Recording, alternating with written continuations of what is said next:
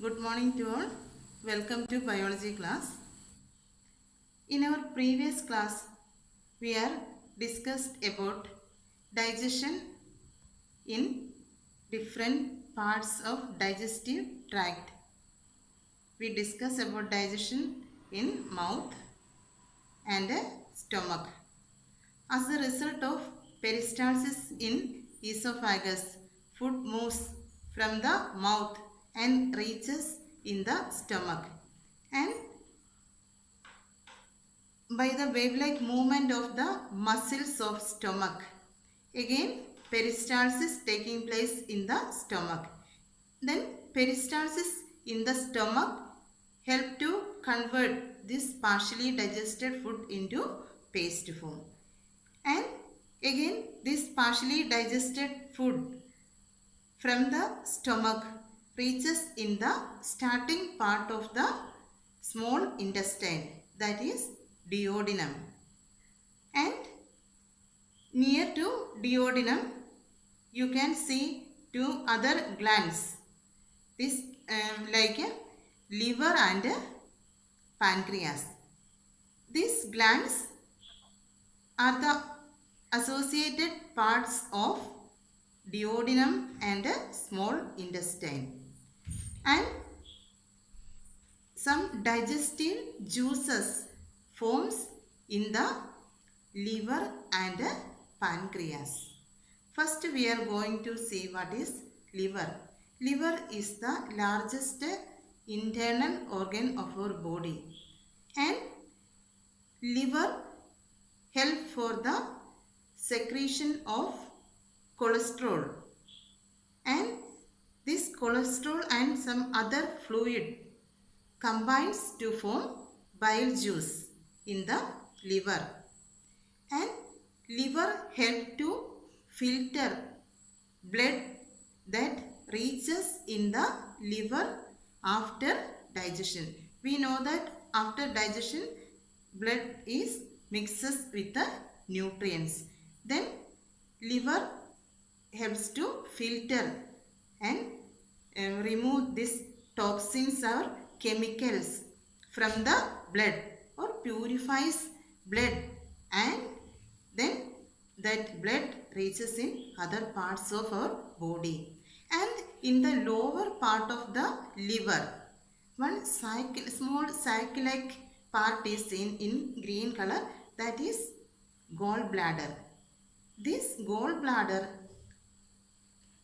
stores bile juice, and after meal this gallbladder is empty because of this bile reaches in the duodenum and help for the digestion of food.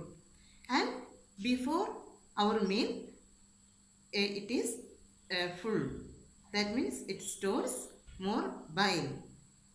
And another gland seen associated with the duodenum and small intestine, that is pancreas.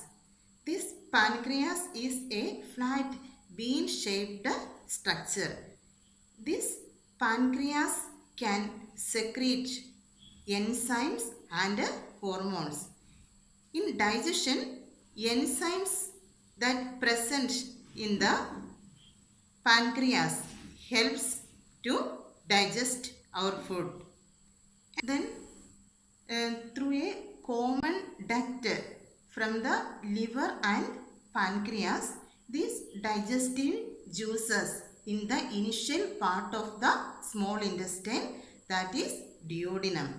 Then digestive process works on this duodenum, and bile from the liver help to convert fat that is present in our food into fatty acid and glycerol. We know that the simplest form of this fat is fatty acid and glycerol. We know that fat is one nutrient. Then as a result of digestion, these nutrients again converted to simpler forms, and then only it can reach in the bloodstream, and through the blood it reaches in various parts of our body. Then digestion of fat is completed in the duodenum. Then other nutrients are there. Which are they? They are carbohydrate and protein. We know that the simplest form of carbohydrate are glucose, fructose and galactose. Glucose, we know that in the saliva, one enzyme is there, salivary amylase. This salivary amylase first convert starch into maltose, and after that in pancreatic juice, three enzymes are there. They are pancreatic amylase, pancreatic lipase and trypsin. Then pancreatic amylase present in the pancreas helps to convert starch into maltose. But maltose is not the simplest form. Again it want to digest, so it moves to the small intestine, and in the small intestine only this carbohydrate converted to glucose, fructose and galactose. And we know that other nutrient is protein. Protein converted to peptones in the stomach with the help of one enzyme called pepsin. Pepsin convert protein to peptones. Again these peptones are converted to peptides, and again peptides are converted to amino acid. Then amino acids are the simplest form of proteins. Then with the help of enzymes that present in the pancreas also help for the digestion. We know that pancreatic amylase help to convert starch into maltose, and another enzyme pancreatic lipase. Pancreatic lipase converts fat into glycerol and fatty acid. And one more enzyme is there, trypsin. This trypsin can convert this protein to peptides, that are the simpler forms. Then these peptides are in the food. Again with the help of some another enzymes that are present in the intestinal juice. After this food, digested food, partially digested food reaches in the small intestine. The lining or epithelial cells of the small intestine helps to secrete another digestive juice, that is intestinal juice.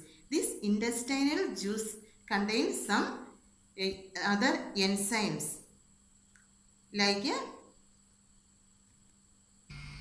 peptidase. Peptidase can convert these peptides into amino acids. We know that amino acids are the simplest form of proteins. Then digestion of protein is completed in the small intestine. Then next one is carbohydrate. Carbohydrate, we know that different forms of carbohydrate. In milk, carbohydrate is known as lactose. This lactose, and in fruit, sugar, sucrose, and fruit, fructose. These all are examples for carbohydrate. In fructose is the carbohydrate in sugar, fruit, and sucrose, lactose, fructose. These all are example for carbohydrate.